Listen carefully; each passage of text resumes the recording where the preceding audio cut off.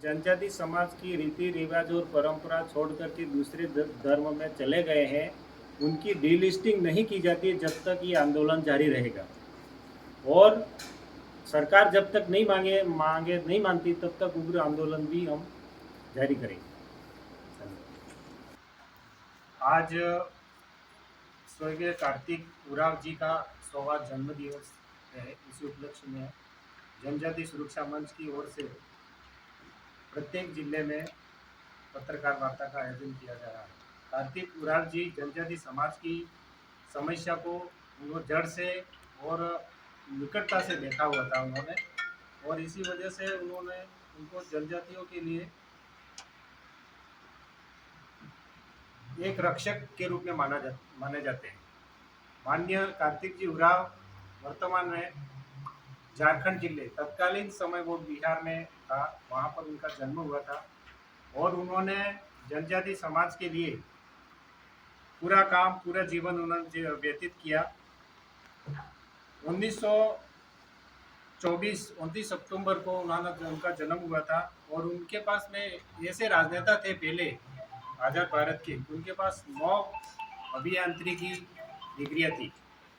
समय के तकाजा के अनुसार उन्होंने उस वक्त जनजाति समाज में ये अध्ययन किया कि जनजाति को जो आरक्षण मिला है उसमें सबसे ज़्यादा फायदा कौन ले रहा है। उनको ना आंकड़ों में और एनालिसिस करने से पता चला कि जो ईसाई मिशनरी और मुस्लिम कन्वर्टेड हो गए हैं उन लोगों ने हमारा एसटी समाज का लगभग 80% फायदा उन्होंने हड़प लिया है, जो कि हमारे आदिवासी समाज या जनजाति समाज की परंपरा और नीति को उन्होंने छोड़ दिया है।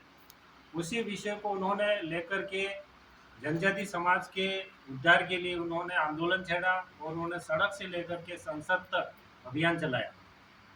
और तत्कालीन सन 1968-69 में उन्होंने उनके दबाव में आकर के सरकार ने संयुक्त संसदीय समिति का गठन किया गया और संयुक्त संसदीय समिति ने एक रिपोर्ट तैयार की। रिपोर्ट तैयार करने के बाद में उन्होंने अपने लोकसभा में प्रस्तुत की थी और लोकसभा में प्रस्तुत करने पर तत्कालीन प्रधानमंत्री श्रीमती इंदिरा जी गांधी जी थे, उन्होंने उस पर विचार करने से मतलब सकारात्मक भूमिका नहीं निभाई। तत्कालीन समय में सभी लोकसभा सांसद और जो राज्यसभा सांसद है उन्होंने दबाव बना करके इंदिरा जी के समय में उन्होंने लोकसभा में चर्चा करने के लिए दबाव बनाया। तो 1970 में जब दबाव बनाने के बाद 1970 में लोकसभा में चर्चा हुई, चर्चा होने के बाद में उन्होंने